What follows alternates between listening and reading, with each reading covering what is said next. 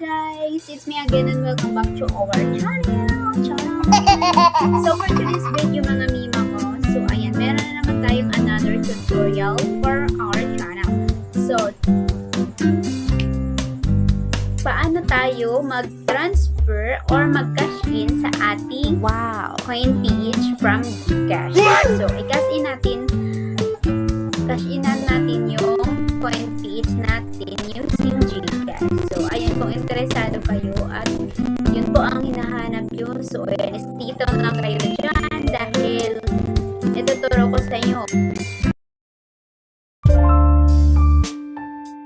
Just the two of us, we can make it if we try. Hello guys, so for today's video guys, mag-deposit tayo sa ating CoinPH. So, dito pindutin lang natin itong deposit. Then, itong cash in Philippine Peso. So, kailangan natin na malakas ang signal. Pagkatapos is sige pa, 101. Then, pindutin lang natin itong, ito. So, hindi tayo direkta dito makapunta sa ating Piso coin.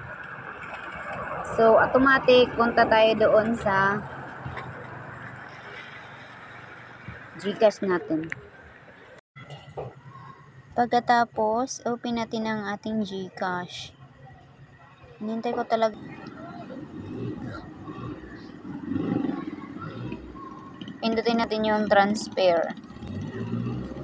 Local.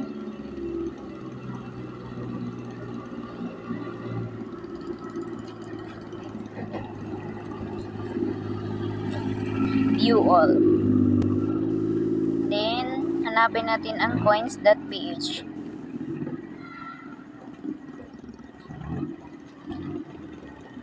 Ito. dpcoins.ph. Pagkatapos, wala yung signal natin guys. Kailangan natin yung signal lang ano.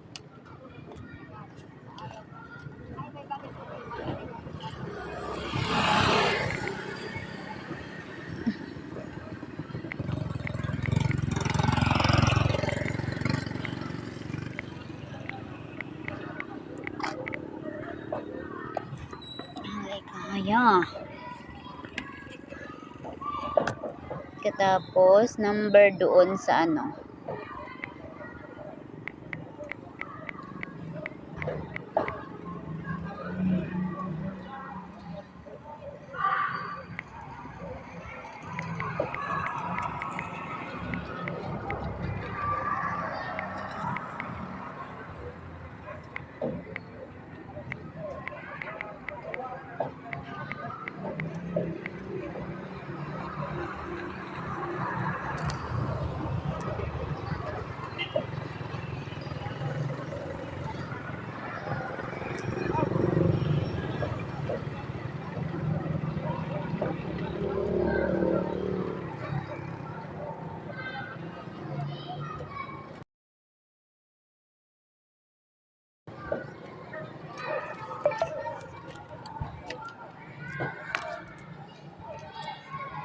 Ang tagal niya.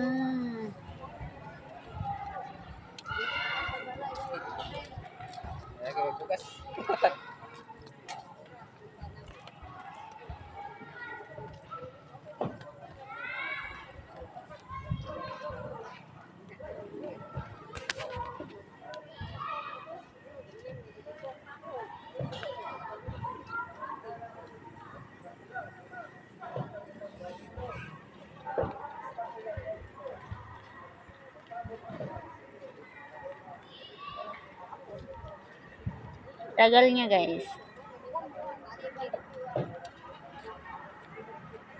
Pag ma-send na to siya guys, automatic na yan. Mapunta na yun sa wallet sa inyong CoinPH. Tagal niya.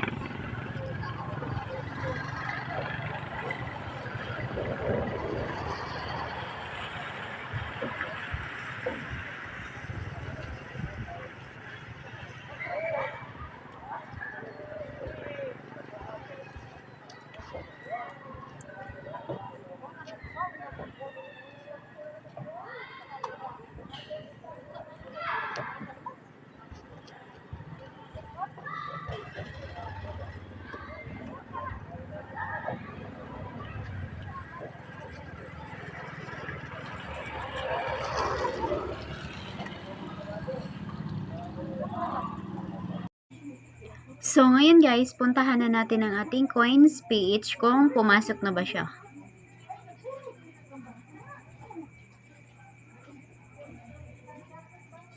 So, ayan.